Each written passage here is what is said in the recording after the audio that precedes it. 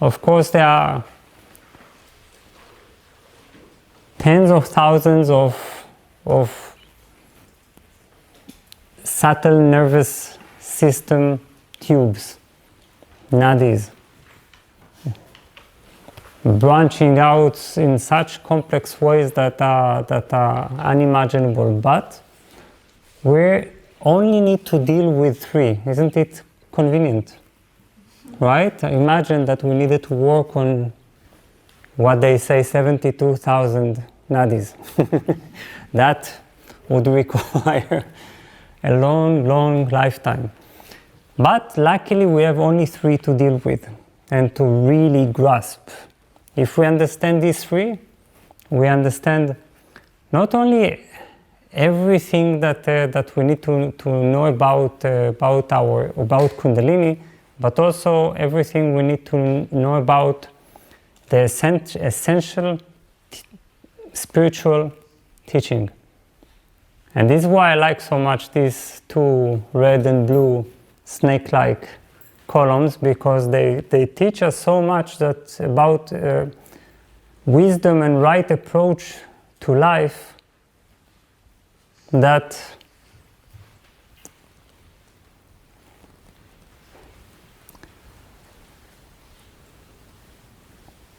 even if we just had these 2 to understand, that would be enough for transformation, for transcendence, for liberation, and even for right action in life. So that's quite a lot, right? So the 2 are, using the Sanskrit names, we don't need to really embrace them or to memorize, but the 2, just as we have Sushumna, we have one that is called Pingala and the other one called Ida.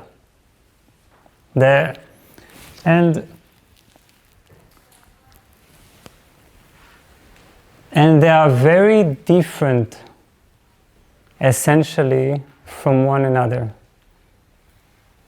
Remember that yesterday we talked about one love affair, the love affair of the up and down, the lowest part, the uppermost part, individual Kundalini, cosmic Kundalini. And here we talk about another a sort of a different love affair, a different complementary halves. And let me introduce you to each. So Pingala, which starts at the right and ends in the right. And that is what makes it what we can call a right side energy, a right side essence. Although you can see they are intertwined. They are in a way they are mixed, and then sometimes you can find one on the left, one sometimes you can find one on the right, but essentially this is what we call the red energy, or the flame of life. It is associated with the sun, and it is everything that is connected to our fire, to our passion, to our will, to our activity in life, to our engagement in life, and to our expression.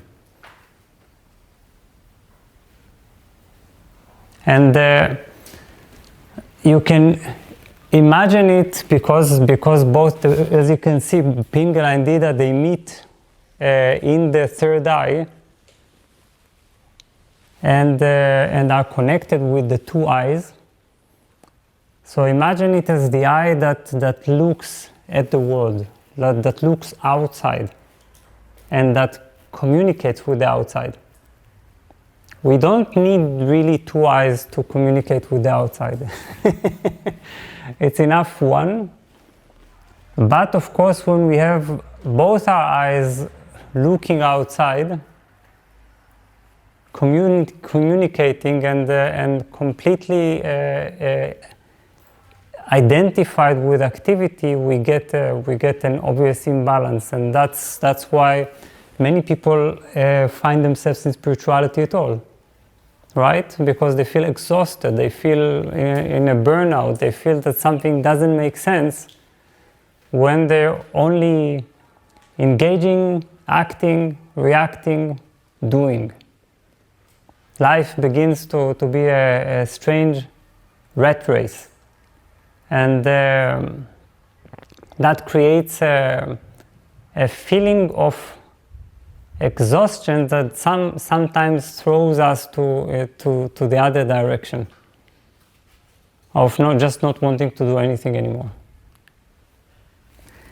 Now, this energy is of course extremely important. Whenever we need to take action, need to make decisions, whenever we need to express our power in the world, and to, for example, if sometimes even be assertive and express confidence, and whenever we need to think, to consider things, we need to draw our energy from this right side, right part of our being.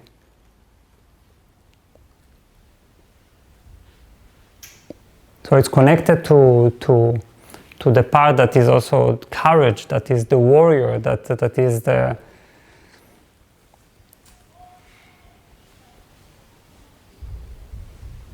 that also gives us discipline, self-discipline. For example, it's the part that makes us wake up in the morning and not just let the day pass, but sometimes it makes us take our schedule and arrange it very well, and want to set destinations and goals and talk about the future, think forward, and for that we need to be very calculative and determined.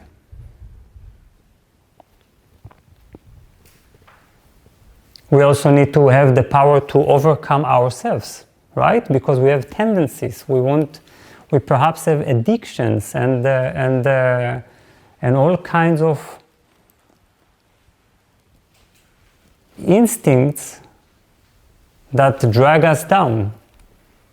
How can we overcome them? We need sometimes to be more determined. It's not always about letting go. Sometimes it's about saying no to certain things, even certain things within ourselves, in order to grow up. So this is our right side. And you can imagine very well what happens when it is out of balance. Not only that it can bring to a burnout, it makes us over-ambitious, over-willful. We begin to be pushy, to be aggressive, to be controlling. We want to control reality. And we can even become like small dictators. We want everything to go our way. And we also become oppressive towards our own being and our own natural flow, because we want everything to work perfectly according to our mental concepts. We become very intellectual and rigid, and that can lead us also to anger, to rage. On the spiritual path, it can make us become over-ambitious, trying to become enlightened in the ambitious way, and to feel that we are all knower, and that we, and to have some kind of arrogance, and to feel that we perhaps even to cultivate all kinds of megalomaniac imagination about ourselves. I don't know, that we are something special, we are the Messiah, everyone is waiting for us, we're going to save the world, all these kinds of things. And it might make us also be over interested in powers, also spiritual powers, like being able to control and to manifest and to do special stuff that can shock and impress people. So that's the right side. So, and physically speaking, it can make us feel overheated because we are imagine that Kundalini rests at the base of the spine at the area of the perineum, and we draw it more through the right channel. So this means that we draw the hot part of Kundalini for our activities, and we can feel overheated. That could cause sweating and red face and a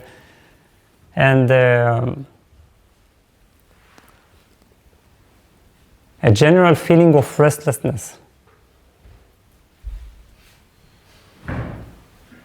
We definitely cannot sit for deep meditation unless and to relax.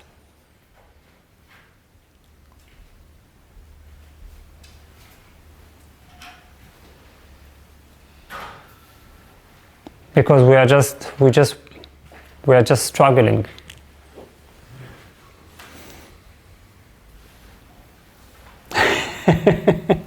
So that is the right side. We might return to it a little soon. But let's talk now about the left side. The left side is the Ida, and it is highly feminine, energetically speaking, and it is the eye that is gazing inwards, the eye that is looking into our inner world, into our subjective part, and it is associated with the moon, and it is blue energy. And this blue type of energy is connected to feelings, to emotionality, to the way we experience things and feel about them, relate to them.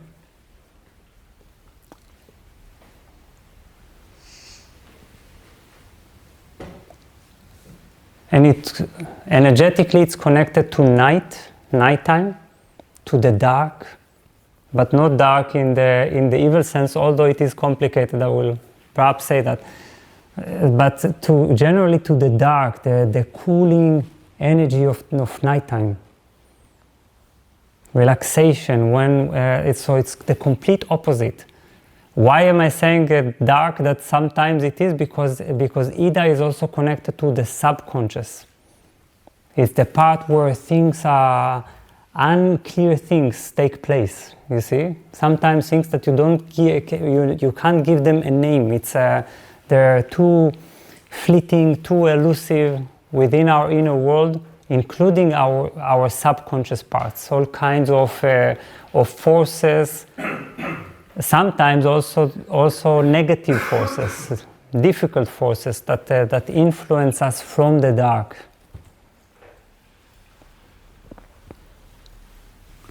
But Ida is also connected to deeply to meditation, to letting go, to flow, to being in the moment. Whenever we hear, just relax. You don't need to do anything. You don't need to go anywhere. Our Ida is energized, and our entire, because we live obviously in a Pingala excess society, a right side excess, we immediately feel more balanced. But we shouldn't delude ourselves that to live in the world of Ida is called balance. You see? This is not balance. It can balance us because we have too much Pingala. But it's not balanced to be in the world of Ida. It's actually completely unbalanced. You see, because in the world of Ida, if you live just there, you become, first of all, energetically far more feminine. This makes you, energetically I'm saying, hypersensitive, vulnerable, and actually very fragile. It's the feeling of the world is too much. The world is very violent, and how can I even manage the strong energies of the world? Sometimes excessive Ida makes us want just to find some hidden corner, nobody can see us, and to hide there and to just avoid life altogether. And understand that when I'm talking about it, after years of meeting almost every day someone for a private session, and perhaps 50% of what I do with people is to try to balance their left and right. You see, it's so central, this issue. And I find many people, especially in the spiritual world, that hide inside Ida. You see, that they hide in some hidden corner, and feel too vulnerable, too sensitive. Ida makes you feel that you are penetrable, like that you cannot protect yourself from energies, that you can feel very strongly other people and their responses. You cannot withstand pressures. Ida can also make you very fearful. So when we begin to have an Ida excess at the beginning, it's natural in spirituality to want to relax. After years of crazy life, we say, oh, finally someone is telling us be in the moment. But of course, life is not so simple. Life is simple but not simplistic. Do you understand the difference? Simple it is when you understand the principle. But life is not simplistic. It's not just be in the moment, because you cannot just be in the moment. There has to be something higher than that. So when people just live in Ida, they slowly begin to become, they can become dysfunctional.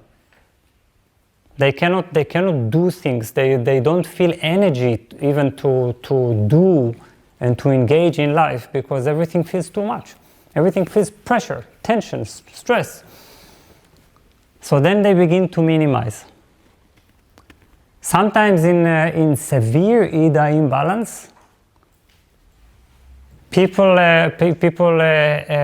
suffer from sleeplessness, because the dark, remember, it's the Ida becomes crazy. So the dark becomes agitated. They can become unclear in their thought, like they cannot make decisions anymore. They cannot put order into their mental world. They only experience things, but they don't have words for them. Like they say, I feel something, but I don't know what to say. That's why, by the way, in the expansion, we do something really irritating for Ida, because we keep saying, okay, now give it a name. Now look for form, look for an around the body, And you even need to speak it to yourself. That keeps actually our this meditation in balance. We're not just experiencing or feeling, we're actually putting order. We are defining our states of consciousness. And I know that's not popular sometimes. Many people tell me, but why to talk so much? Why to use words? But then when you talk, when you use words, what you actually do is that you keep centering yourself, you keep anchoring yourself, because you create a bridge between your innermost and your outermost. So that's the reason. Eventually we all need to act out of what we know inside, right? And it's good to start practicing it. Otherwise, we can feel amazing things inside, amazing experiences, but just don't know, the bridge between us and the outer world will be broken. We will not know how to express. And that's why teachings that only focus on Ida, for example, that only tell you, just be in the here and now. Don't think about anything. Don't make decisions. Just flow. Just enjoy. Just relax. When we overdo that, we hear there's nothing to do, nowhere to go, nothing to think about. We eventually might get lost. And that's the tricky part. It's wonderful, for example, in a silence retreat. Silence retreat is the time of the Ida rules, you see? So in silence retreat, I meet people and I tell them, okay, these days you do nothing. Don't think about anything, just flow. Just completely enter meditation and silence and cut off the connection with the world. Don't think about the world. There is no world. But what happens in silence retreat can be also Ida excess, right? Then you don't know. You have cut your connections. Now you don't know how to return. Then what do? You return, and then you have two choices. One is to return when in communication to your personality, because that's the safest, or be very awkward, right? Like try to speak out of silence or so, and so it's confusing. But Ida is important because it's crucial, because it shows us the way to meditation, to depth. Ida is about depth, going deeply into the inner world and realizing what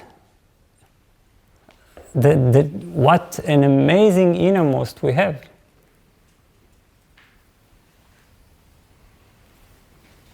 Now, Ida is also, of course, connected to healing, to taking care of ourselves, to connecting to ourselves, to our needs, learn to be intimate with ourselves and also with others. Now, this is just a brief talk about Ida and Pingala, but I think you're getting the principle. And the thing is that Kundalini tells us something really unbelievable. It tells us, I don't want to flow in one of those lines. I want to flow throughout the center. That's the teaching of Kundalini. How do I know it?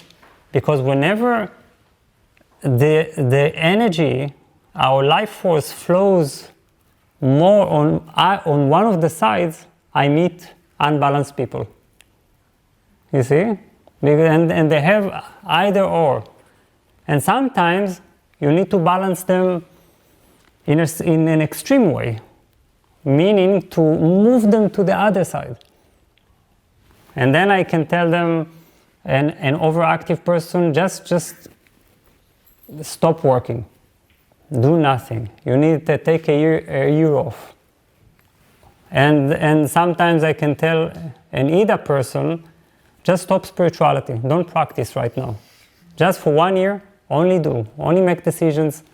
You must balance it. But these are very extreme cases.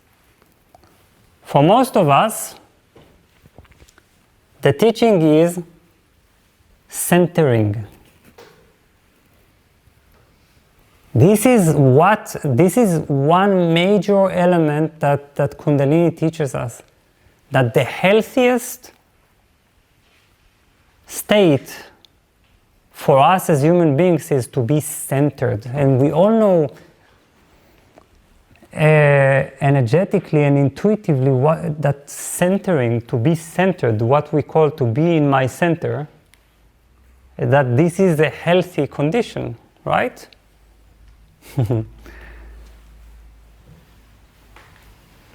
And that means that the wisdom of Kundalini is not about left or right. It's not about meditation or action. It's not about choosing silence or engaging in the world. It's not about intellect or heart. Never.